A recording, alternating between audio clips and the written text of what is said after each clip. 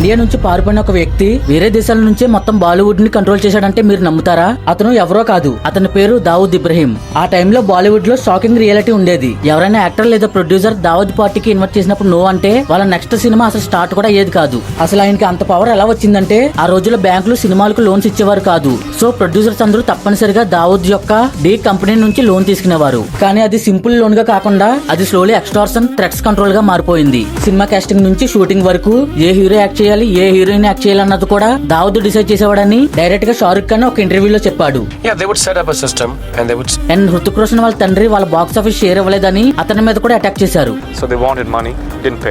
ఇదంతా ఇగ్నోర్ చేసిన ఒక వ్యక్తి ఉన్నాడు. అతనే T series founder Gulshan Kumar. 1997 లో ఒక టెంపుల్ బయట పగటిపూటే అతన్ని 16 సార్లు కాల్చి చంపేశారు. ఈ ఇన్సిడెంట్ తర్వాత బాలీవుడ్ మొత్తం షాక్ అయ్యింది. 15 సంవత్సరాల పాటు ఒక సినిమా కూడా చేయకుండా దావూద్ ఇబ్రహీం బాలీవుడ్ ఇండస్ట్రీని కంట్రోల్ చేశాడని చెబుతారు. ఇన్ఫర్మేషన్ నచ్చితే లైక్ చేసి సబ్స్క్రైబ్ చేయడం మర్చిపోకండి.